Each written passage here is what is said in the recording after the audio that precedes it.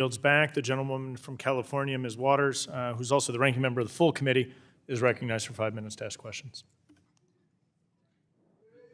Mr. Massad, consumer protections are under attack in this country, and this will have profound consequences for all of our constituents. As Elon Musk and the Trump administration try to delete the CFPB, Republicans on this committee have offered stablecoin legislation that is also light on consumer protections. In the legislation I released, there are robust protections for consumer wallets, including risk management and financial resource requirements, to ensure consumers do not lose their payment stablecoins to the scams and fraud that have plagued the crypto industry for far too long. What will it mean for consumers if these protections are stripped away, as Republicans on our committee have suggested? Well, I think you're exactly right, Congresswoman, that we could see a lot of consumer harm. Today, stablecoins aren't stable because we don't have this framework around them. And it's not enough just to say, okay, you've got to have full reserves for tokens. We do need to go beyond that, and you've noted some of the ways. And also, your point about wallets, I think, is very good. We have to look at this, extend the perimeter here in terms of regulation and look at how these things are transferred. They can be transferred on self-hosted wallets, which raises a lot of issues of evasion of sanctions and financial crime.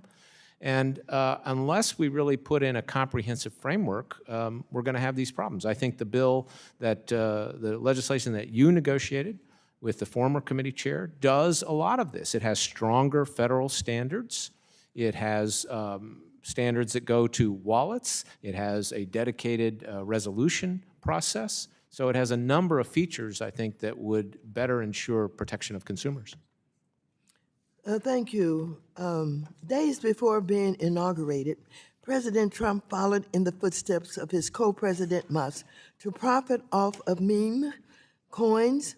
When Trump launched his own meme coin, I warned the speculative dangers and myriad risk for investors who would be blocked from class action lawsuits if they were swindled. Trump's profiteering also challenges critical national security and anti-corruption laws now. We're seeing reports that after Trump's token crashed, a large number of investors suffered over $2 billion in losses. According to Chainalysis data, $100 million in trading fees have gone to the Trump family and his partners, while pump and dump schemes run rampant with meme coins. It is clear that early traders, Trump's family, and their partners have been the biggest winners at the expense of hundreds of thousands of investors. And so when I heard about this meme coin, I asked, what is it? They said it's not an investment, it's not a contribution to the campaign.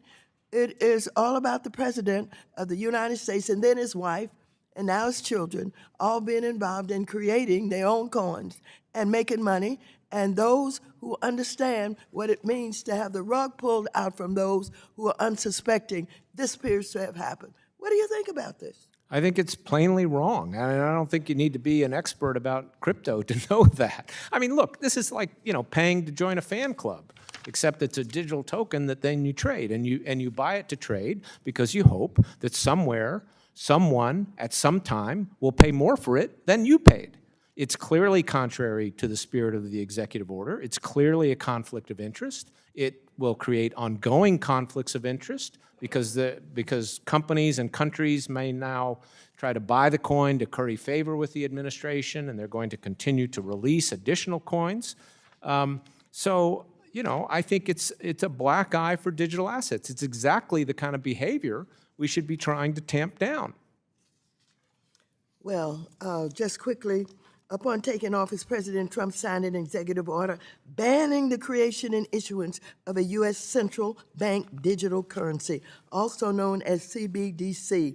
The U.S. is now the only country in the world to impose a presidential ban on CBDC, while China and Europe are free to lead the global competitive landscape. I just get that in there because our central bank, why don't they want our central bank involved? Well, if I can just add a couple thoughts to that. I mean, look, I know there's a lot of pros and cons about a retail CBDC, but we need the Federal Reserve to continue doing research and development in the area of digital assets. If you want digital assets and tokenization to really grow as a sector, then the federal payments infrastructure must be geared to handle that. And so that's why we need the Federal Reserve to continue to do work in this area. Unfortunately, the executive order suggests it can't. Gentleman's time has Sorry, expired. thank you.